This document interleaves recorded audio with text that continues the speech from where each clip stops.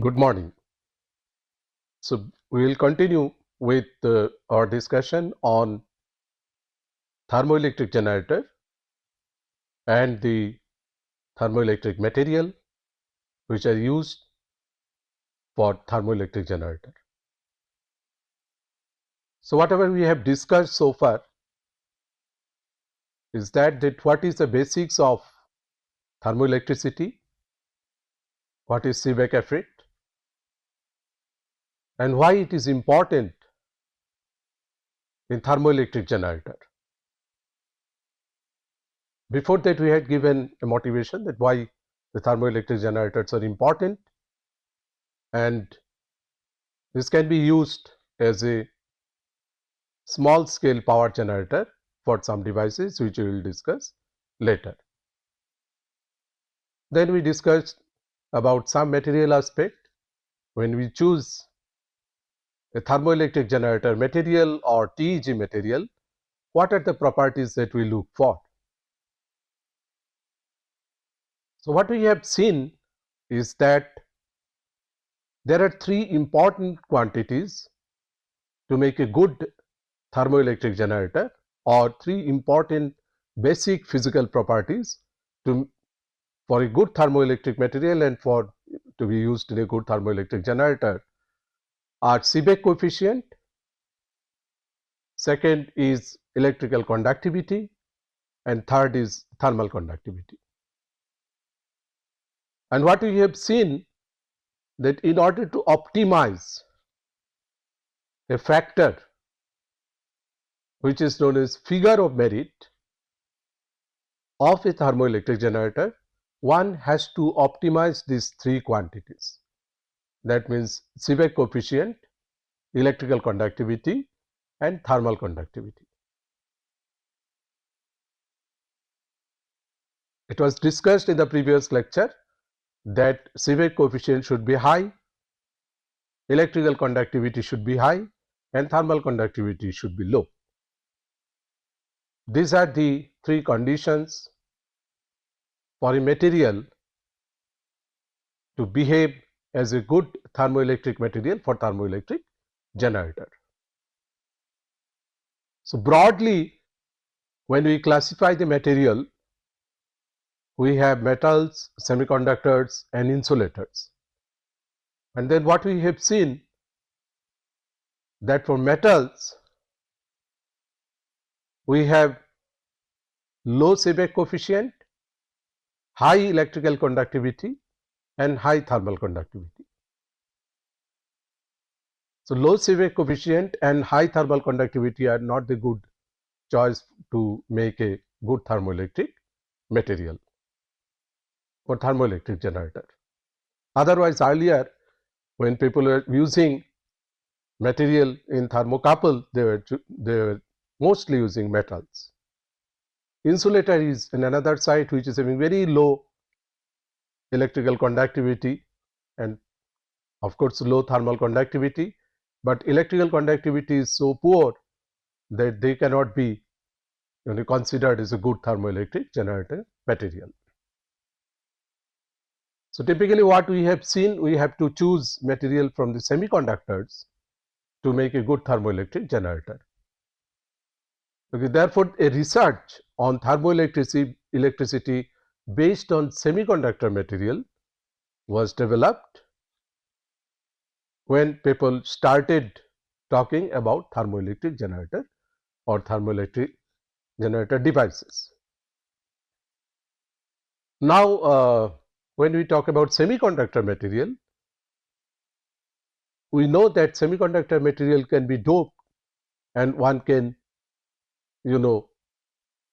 tune the charge carrier density in the semiconductor material depending upon what is the necessity, what should be the charge carrier concentrations, so that one can have optimized electrical conductivity.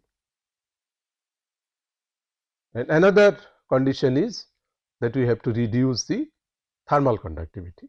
So, that we will see today what is the importance of reduction of thermal conductivity and how it can be achieved to make a good thermoelectric generator material. Okay, so let me just show you that what we discussed previously, what we have seen is that this is a typical thermoelectric generator. So, in thermoelectric generator, semiconductor based thermoelectric generator, we have two important elements, thermoelectric elements, which are nothing but p type and n type semiconductors.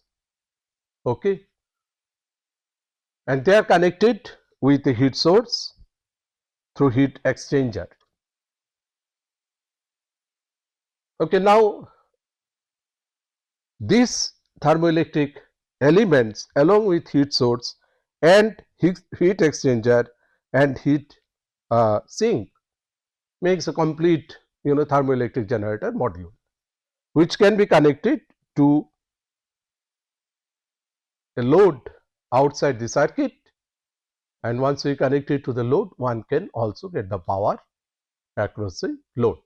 So, this is the typical design of a thermoelectric generator. That is what we have discussed earlier, and what we have seen from the basics of thermoelectricity, that a quantity which is known as Seebeck coefficient, and as I mentioned, the Seebeck coefficient in the literature is designated by S, symbol S or alpha. Okay. So, the thermo EMF which is generated in any thermocouple, it is proportional to the Seebeck coefficient and the temperature difference between the hot and cold junction. So, here also we have a hot and we have a cold junction. So, there is a temperature difference and electron move from n type semiconductor to p type semiconductor. Okay. Once the movement of electron starts, there is a potential generated. That is what is the basic principle of Seebeck effect. But if we look at the basic the electronic property of material and try to calculate the Seebeck coefficient, this actually Seebeck coefficient is inversely proportional to the Fermi energy.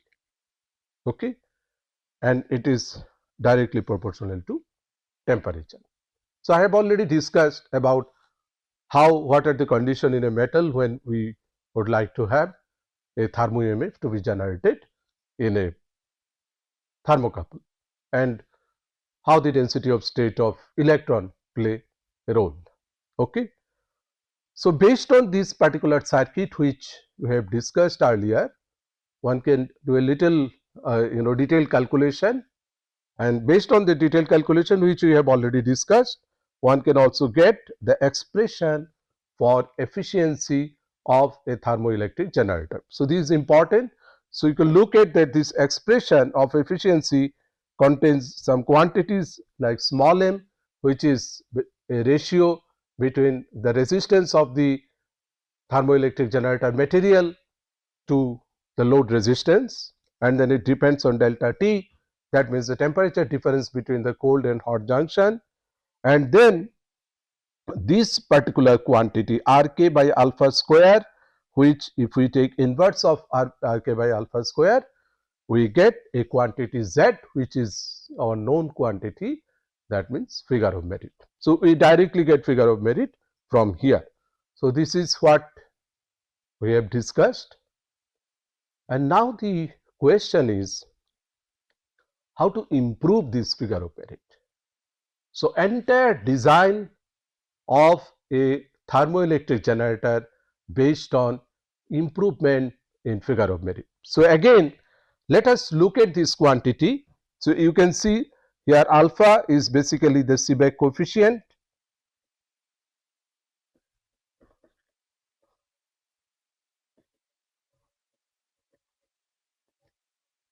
R, or we can write rho, that is resistance or resistivity,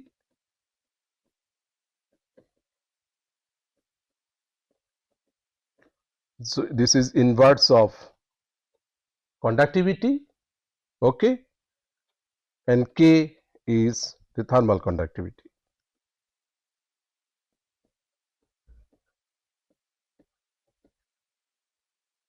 So this particular equation gives us a clear idea of the conditions to make a good thermoelectric generator with high Z. That means alpha should be high, sigma should be high, or rho should be less, okay, and thermal conductivity should be less. Okay. So if I write it here, the sigma should be higher. Okay, so these are the conditions which we have already discussed, and we have also seen little bit how one can choose or engineer materials at lower dimension to have a better optimization as far as these three quantities are concerned. And therefore entire engineering of material depend on how one can optimize this quantity, which just now I have discussed. That means the Seebeck coefficient, the electrical conductivity, and the thermal conductivity. So in fact people have started investigating various material. Once it was sure or it was investigated by different research group that metals and semiconductors are not good for thermoelectric generator, metals and insulators, sorry, and semiconductors are the material which are to be chosen for thermoelectric generator material. So they look forward what are the materials that can give a good thermoelectric properties. So conventionally for many years, you can say from 1960s to up to 1990s, almost 20-30 years, people did detailed investigation and they found these materials BIT, SiG, and of course another material is lead telluride, which are good thermoelectric generator material at different temperature ranges. Okay. So what is the importance? Importance is that one should have very good a p-type semiconductor and n-type semiconductor, okay, in order to make a thermoelectric generator. That is what we have seen. So I have to make a BIT material or SiG material, p-type and n-type, okay, in such a way that one can have optimized parameters. Okay. So if I use this p-type and n-type semiconductor as thermoelectric element, which is important for making a thermoelectric generator or which is the design of a thermoelectric generator, then one can write ZT. I would rather write for a PN junction or PN based TG. We have a little variation in the equation of ZT. This is actually the Seebeck coefficient. Alpha P is the Seebeck coefficient of the p-type semiconductor, alpha n is the Seebeck coefficient of n-type semiconductor.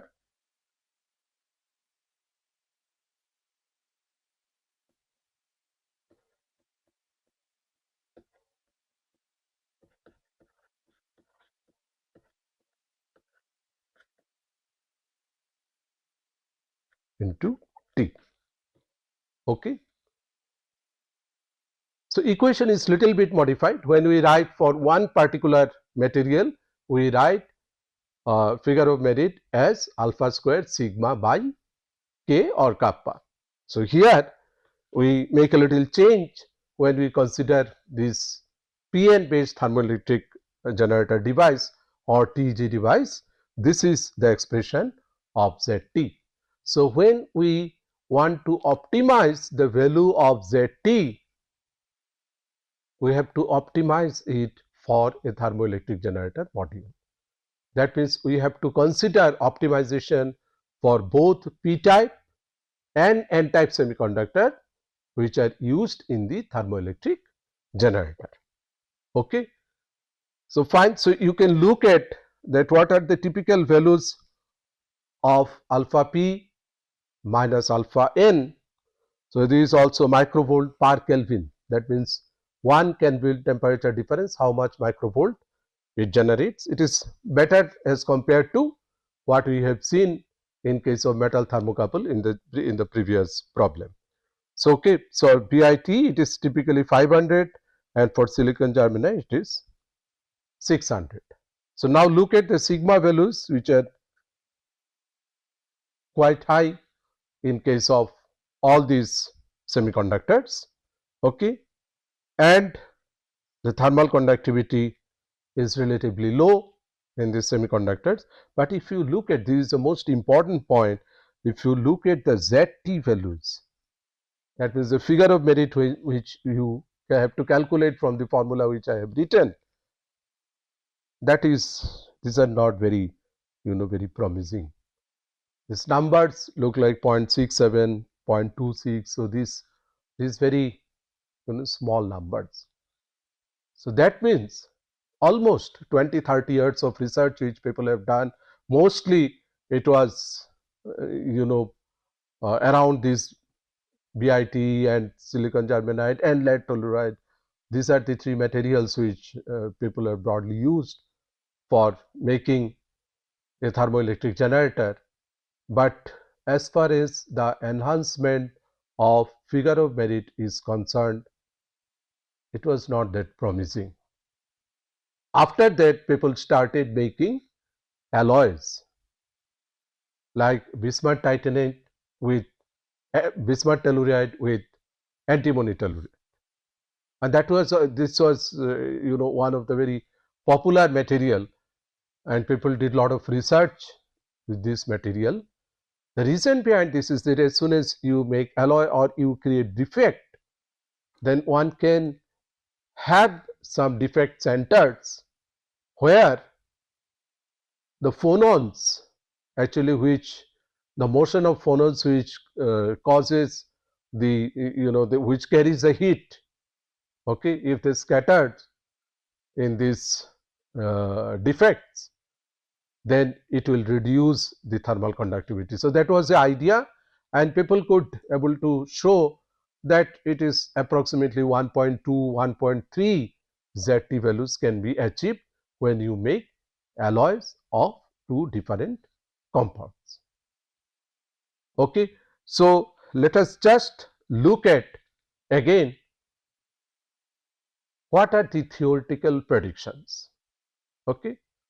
So, if you look at this curve which I have also discussed earlier, but as we are now focusing to ZT, so let us again look back what is the theoretical curve tells us. So, you see that along x-axis is the temperature difference and along y-axis is the device efficiency.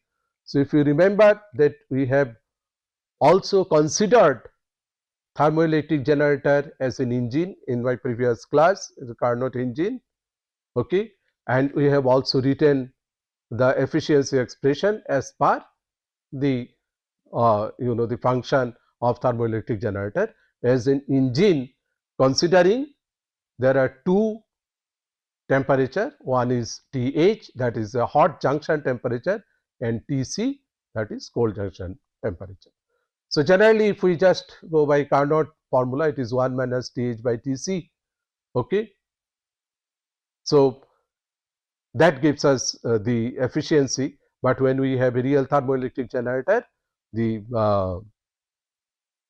ZT factor or figure of merit factor also comes in the efficiency calculation. So, that we have already discussed. But just look at that when we have this theoretical expression, how this ZT varies. So, if I just follow this black one, okay, whose ZT is 1 for different temperature ranges, okay, and maximum is close to efficiency is close to 20%. Okay. If I look at the another extreme, that is the pink one, where ZT is equal to 10, the device efficiency which are considered as per the Carnot engine model, then one can see that for same highest temperature, the efficiency is almost close to 45%. So if we are somewhere here 300 Kelvin, for the black one it is close to 10%, and for the pink one it is close to 30 to 33%. Okay. So that means ZT plays a very important role in efficiency of a thermoelectric generator. So entire material discussion on thermoelectric generator is completely based on how one can optimize ZT. That means how one can increase the Seebeck coefficient, electrical conductivity both, and decrease the thermal conductivity. Okay.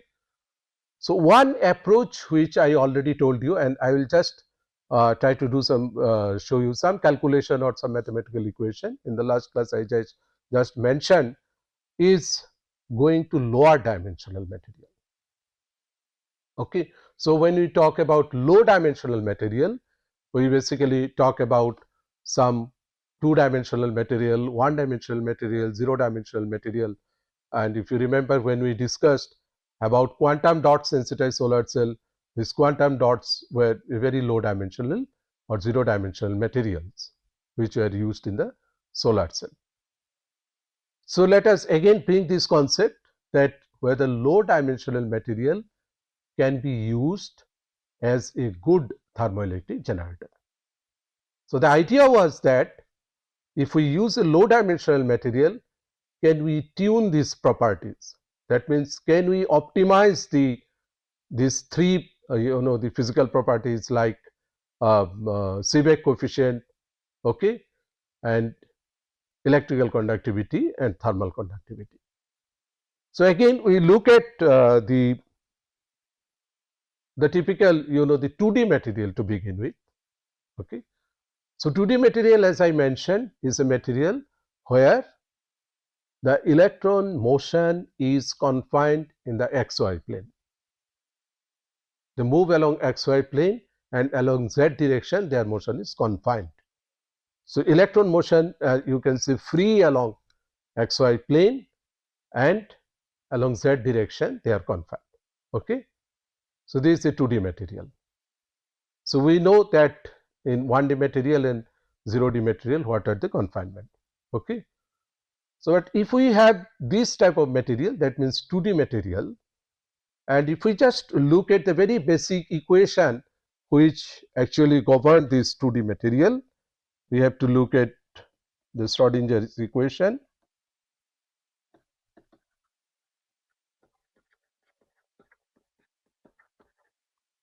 And what would be the Schrodinger equation in this case?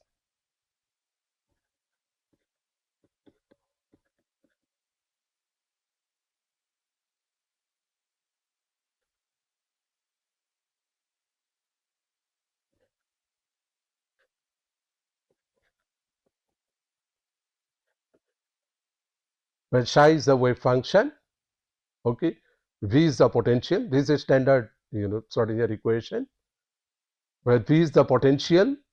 And what we know when we talk about this the quantum well kind of structure, or 2D material is basically, we can say, quantum well kind of structure, where we have three materials. Here we have material 1, and this is material 2, and this is material 2. So I can have a potential configuration where potential here is 0, here potential is 0, here potential is infinite, and here potential is infinite. Okay. So what happens when we consider the wave function of electron? This means that the wave function of electron are confined within this particular potential, and it is not extended in the beyond the boundaries, because the potential is infinite in both the sides. Okay. So now if we have this particular situation, then my equation becomes little simpler, and this becomes simply minus h square square by 2m d2 psi dz square is E psi. Okay. So, now what I discussed with you is that electrons are freely moving along xy plane, that is quantum well or 2D structure. So, if electrons are freely moving along xy plane, and if we look at the energy values of electron in quantum mechanically, they are also known as eigenvalues. Along x direction they are like free particle, along y direction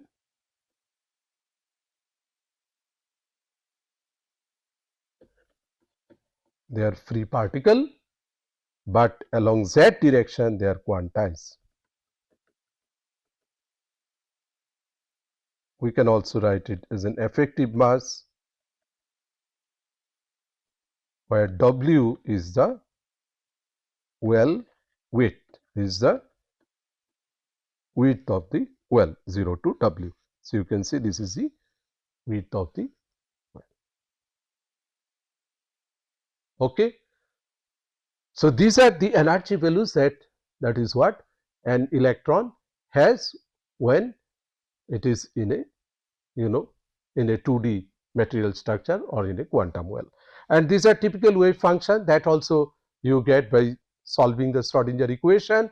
So, these are 3 wave function. So, these are 3 eigenvalues E1, E2, E3, that means the ground state and then first excited state and the second excited state. Okay. And this is the energy of the electron. So, that is all what we need to know when we have to see how this electron motion or electron dynamics within in a quantum well. Okay. So, typically this quantum well, it becomes the effects becomes prominent when the dimension or well width is typically 200 angstrom or less. You remember that when we discussed in the quantum dot sensitized solar cell, we told that the typical dimension of dot should be maximum maybe up to 20 nanometer or so. So, these are the typical dimension when we consider the quantum well structure. So, how this quantum well is basically made? So, as we have seen the potential configuration, in the potential configuration what we have seen that the potential is 0 in the central part, that is material 1, and potential are infinite outside. And one can also now in terms of material one is to see how to make. Okay. So, this is a typical quantum well made up of silicon germanate.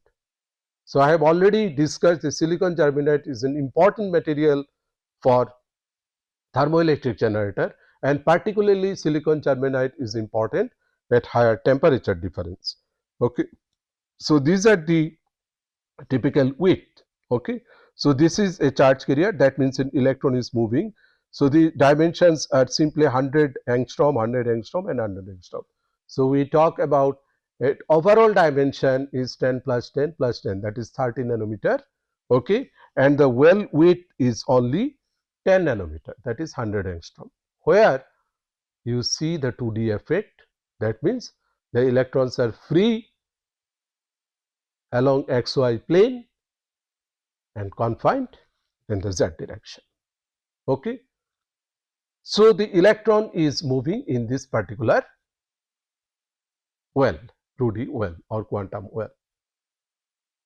So, the first point is when electron moves in this quantum well, we achieve something which is required for a better thermoelectric generator. So, conditions or prerequisites I have already discussed. So, one should have a higher Seebeck coefficient, higher electrical conductivity. Okay.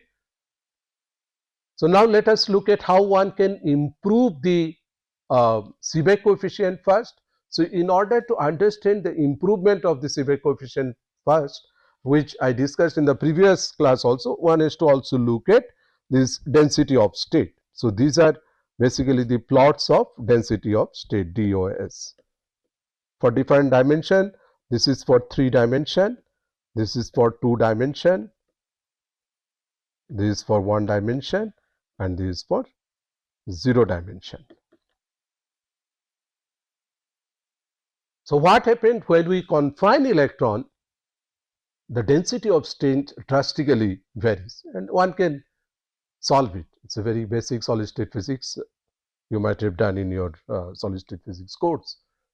But what advantage here we get by confinement when we have a variation in the density of state, say from 3 dimension to 2 dimension, what we observe that there is an enhancement in the density of states of electron. And if there is an enhancement in the density of state of electron, it implies an enhancement in Seebeck coefficient or S or alpha. So the first condition that we should have a higher Seebeck coefficient basically comes from this confinement, right? Confinement of electron in this 2D structure or in the quantum well, and we have an enhancement in density of state directly, even enhancement in Seebeck coefficient. Why there is an enhancement in Seebeck coefficient? You go back to our my previous discussion. If you remember that what I discussed, that when you just consider a metal block and one the junction is at a temperature T8, higher temperature, and another is at a temperature Tc, which is lower temperature, then when you plot the electron density of state, you plot the electron density of state sharply in case of higher temperature, and in case of lower temperature the density of state was relatively flat. Okay.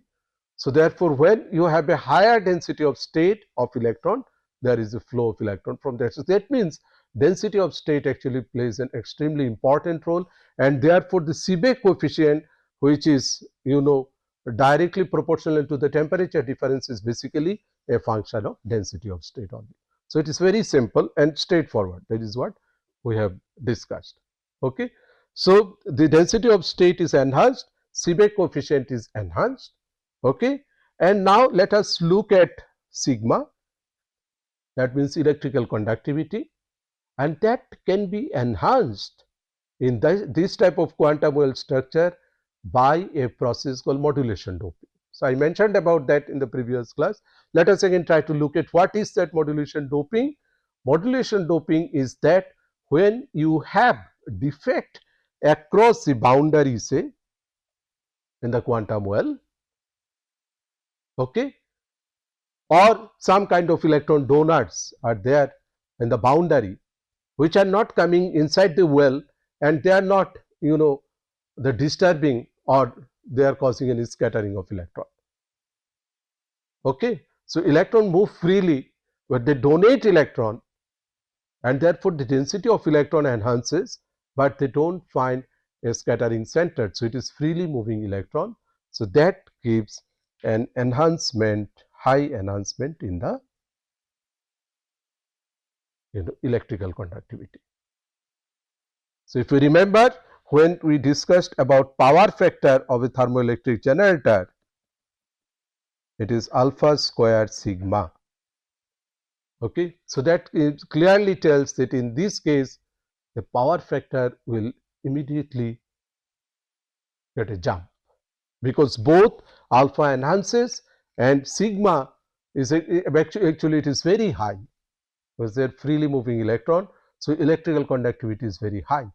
But the problem is when I now go for ZT, that means figure of merit, I have to consider this kappa also, that is thermal conductivity also. So now if I consider the electrons which are having very high the electrical conductivity, their thermal conductivity is also high, but we don't want thermal conductivity to be high, we want thermal conductivity to be low. Okay. So that actually contradicts this particular design. Okay.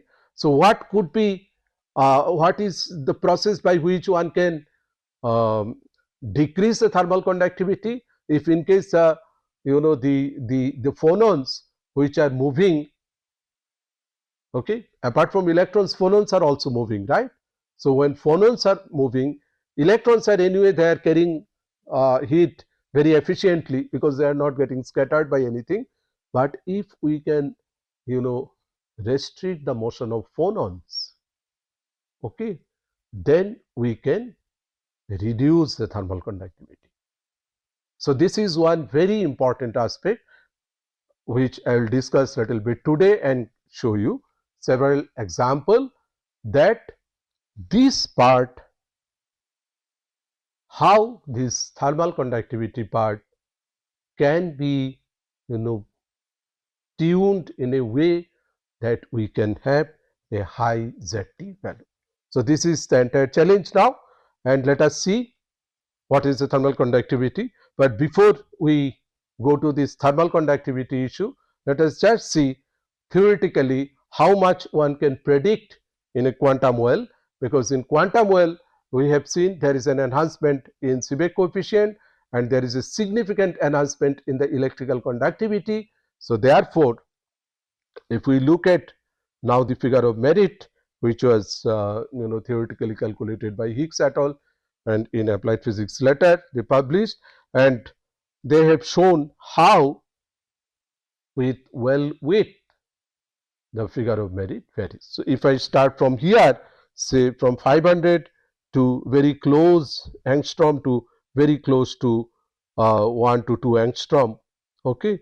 So you can see the Seebeck coefficient which is close to say 1 becomes almost, sorry, not Seebeck coefficient, the figure of merit which is very close to 1 becomes almost 8 or higher than that when we have very low dimensional. But this is, again I am telling that this is theoretically. Practically the problem is that one has to have a lower thermal conductivity, and therefore the entire the process of material should look at how to reduce thermal conductivity. So let me just go to this thermal conductivity part now, and several other nanostructure which we will discuss little later.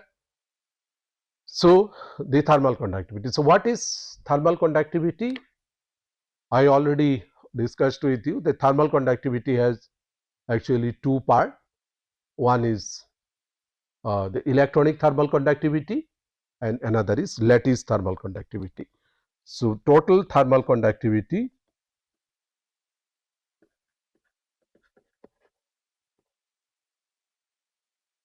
the two part, electronic thermal conductivity and lattice thermal conductivity.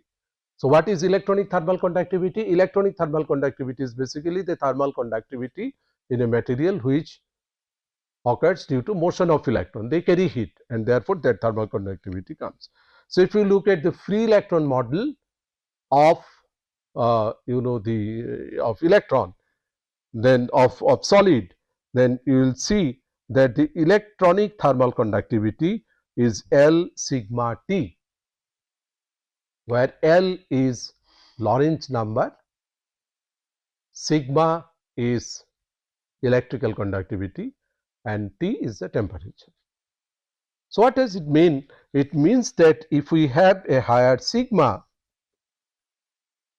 we have a higher electrical conductivity. So that is precisely the problem with this, the confined electrons. So as I mentioned that when you make a quantum well, the electron moves freely across xy plane. It enhances sigma, but it will also enhance the electronic part of thermal conductivity. So therefore, as far as the electronic part of thermal conductivity is concerned, you do not have any choice. Okay. So this will increase when you increase the the the electrical conductivity. So what at the other part is the phonon thermal conductivity. So what is phonon thermal conductivity? That means this KL part. It depends on three important quantities. Let me write down here. Cv is the specific heat of solid. Vs is the velocity of sound inside the solid, and lambda pH is phonon mean free path or MFP. That means this is one quantity which need to be tuned in order to reduce the overall thermal conductivity, because it has nothing to do with electronic structure. It is only the conduction of phonon, the lattice vibration. Okay, so that means the mean free path of phonon should be in such a way that it actually, if it finds a scatterer, there should be enhanced scattering. So let me make it a little more clear that suppose I have this particular situation. So this is a hot and this is a cold side. Okay, I create say a grain boundary here in the material. So this is a grain boundary. Okay, so I have this small wavelength or short wavelength phonon here. I have long wavelength phonon which are having longer wavelengths. Okay, so these are possible inside the solid, and then I have hot electron which are marked by red arrow, and I have cold electron which are marked by blue arrow. So look at what happens to this carrier, heat carriers. Now we are not talking about charge carrier, heat carriers. So look at this, this is a nanoparticle, there is a grain boundary which is a defect, and the small one is atomic defect, very small atomic defect. So these are possible inside the solid. Okay, so you intentionally create defect centers. So how do you intentionally create? As it is shown here, that you can include some nanoparticle or nanoparticle inclusion inside your material. You can have a small atomic defect, and then look at what happens to these phonons.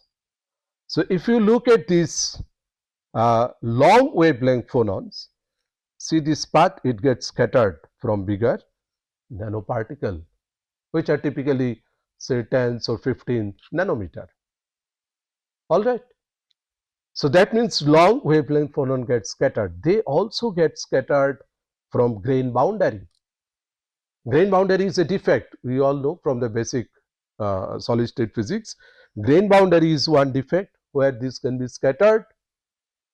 Nanoparticles can be included intentionally inside the material, which acts as a scattering center for phonons, and atomic defects can be also a scattering center for small wavelength phonons.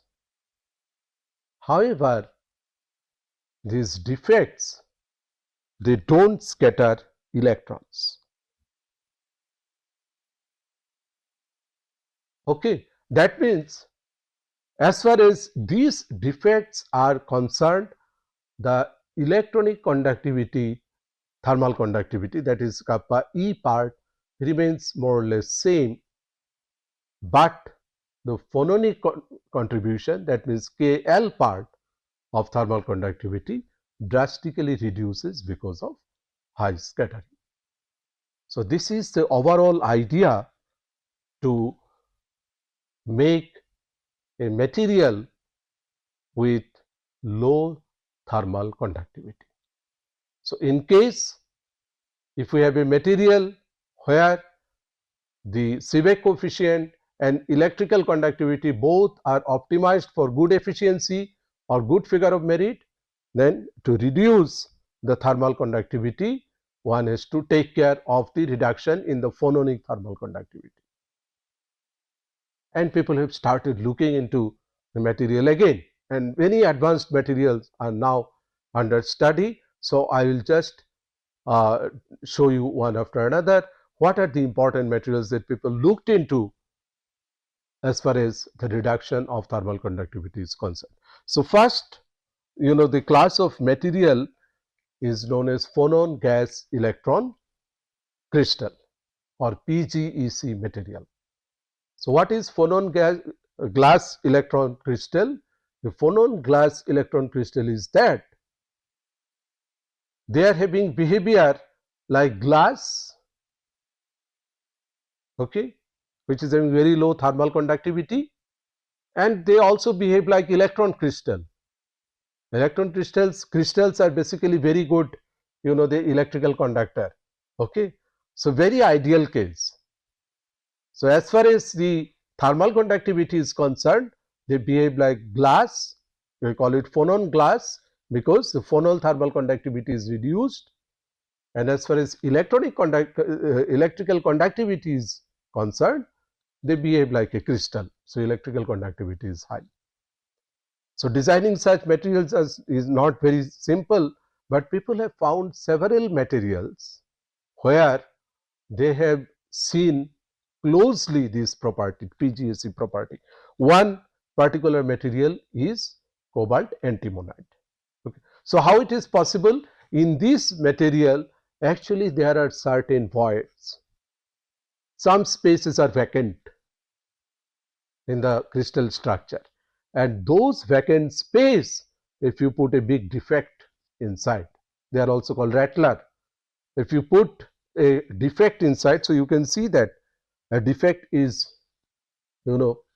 inserted inside the crystal, okay, then they actually cause drastic reduction in phononic part of thermal conductivity, as I have discussed. So lot of studies have been done in these materials, okay. They are also broadly classified into two materials, PGEC material. One class is schutterides, another class is clatherides. So some of these material as an example I will discuss later when I will discuss some important researches going on in schutterides and clatherides. But let us look at this particular diagram now. So along x-axis it is again temperature per Kelvin, and this is ZT. So you can see, so they are basically the material where you have all the defects involved in that. So suppose I consider this a pure COSB material, okay. You can look at how the ZT value varies in COSB. It is very insignificant. You can see the maximum which you can obtain is not even 0.5, okay. So the material without this defect or rattler is not a very good material as far as the thermoelectric generator is concerned. But you look at when you put this material, some say ytterbium,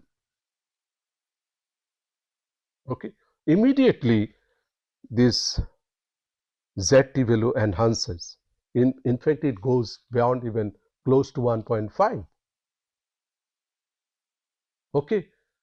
Why it happens? It happens because if I consider the pure material, although its electrical conductivity is good and it also has good Seebeck coefficient, but because of very high thermal conductivity, its ZT was very low. As soon as you suppress or you reduce the phononic part of thermal conductivity, L, you reduce, immediately you enhance the figure of merit, and this enhancement is quite significant, okay. And the idea is that you have to increase the scattering of phonon. It's all, increase the scattering of phonon, reduce KL.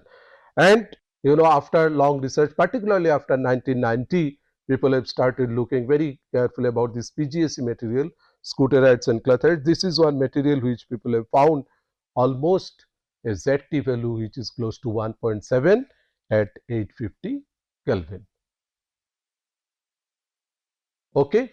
So, what we have seen that if we reduce the phononic part of thermal conductivity, we can improve figure of merit significantly. So, this is one approach. Okay. This approach has nothing to do with low dimensional material. This is a bulk material. A bulk material in the crystal, you have just inserted a defect. Okay. And that defect actually reduces the phononic part of thermal conductivity, leading to very high ZT. Another approach is that you reduce phononic part of thermal conductivity by including nanostructure. That is what I have shown in the schematic. That is called nano inclusion. We put nanostructure where we go make a nano composite of material. Okay, that will create a grain boundary, that will create some nanoparticle inside, and this will eventually reduce the phononic part of thermal conductivity. So, you can see the example of nanocomposite. So, immediately people have started working with nanocomposite. Suppose you again go back to your old material, that means Bi2Te3 or bismuth telluride, and make a nanocomposite with other material, say antimony telluride. Okay. So, they are all in nano dimension, and you can see when you make a nanocomposite kind of structure, one can have very small nanoparticle inclusion inside this crystal. More and more nanoparticle you include, what we have seen earlier, higher and higher scattering centers you generate as far as the phonons are concerned, and that actually improves figure of merit significantly. So, you can see that one can have a figure of merit of about 1.6, 1.7 by nanocomposite. Whether if you just take a bulk, this Bi2Te3, you cannot even reach more than 1 as far as ZT is concerned. Okay, you can see this, it is 1 maximum. But when you make a nanocomposite, you enhance figure of merit just from this concept that you reduce the phononic contribution, and this is true for the material like lead telluride also. Okay. So, lead telluride, which I told you earlier, is basically a good TEG material at intermediate temperature, and in higher temperature silicon germanide. Okay, these are the basic material. So, if you have a nano inclusion in lead telluride, you can see that there is a significant rise in ZT value, and when you consider close to 800 Kelvin, the ZT is very close to 2. Please try to appreciate this point, that when you go for enhancement of ZT, an enhancement from 1 to 1.2, 1.2 to 1.4 is also very significant. Okay. So, an enhancement up to 2 is really significant. But if you have to reach to those theoretical calculation that Z2 up to 8 or 10, that means it is a real challenge. Okay. That is why the research is going on. But by nano inclusion, one can at least go figure of merit value up to. Okay. So, we will come back again the material aspect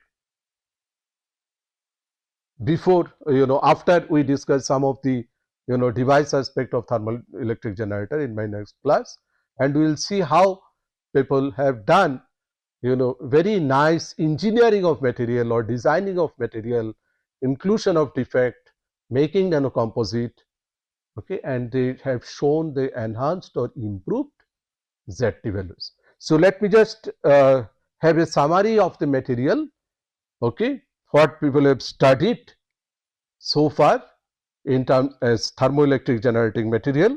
So, you can see these the mostly the chalcogenide materials have been studied. It is almost 37%. Chalcogenide materials means, the sulfide and telluride. This is the starting material of thermo electric generator material. And then scuterite, that I told is one kind of PGSC material. Cletherite is also a PGSC material. They are also being studied recently. Half-used alloy, gentle material and nanostructure, also 6% study. Some metals also people have studied, and conducting polymer also people have studied. Some hybrid material, dope semiconductor and miscellaneous materials are going on in this study. Okay. So, what we have seen in this lecture, that how to improve ZT, what are the optimized conditions for improvement of ZT, and then what are the materials that we choose for enhanced ZT. So, lot of the materials are investigation presently as thermoelectric material, and nanostructured material is definitely one material which we have a lot of focus and lot of research attention given, and I will discuss few cases later as material and some important research after discussing the device aspect or the energy generator aspect of this particular topic. So, if I summarize that what we have discussed today is that we started with the motivation that how to improve ZT in order to improve efficiency. Okay. So, in order to improve ZT, we have seen that in some cases, suppose in low dimensional or quantum well structure, one can have an enhanced ZT. In fact, one can have an enhanced power factor by improvement in Seebeck coefficient in electrical conductivity, but the challenge is the reduction in thermal conductivity. Why the challenge in reduction in thermal conductivity? Because if you increase the electrical conductivity, it is known that the thermal conductivity will also increase. So, if I just look at the two contributions of the thermal conductivity, that is the electronic part and phononic part, and electronic part if we cannot change, we can do something with the phononic part. Okay. So, the idea is to reduce the phononic part of the thermal conductivity. And then we have discussed some of the material like particularly PGSC material, okay, and nanocomposite, which are under investigation to have a better ZT values for a good thermoelectric generator, and that is possible by reducing the phononic part of the thermal conductivity. Okay, that is what we have discussed. Thank you.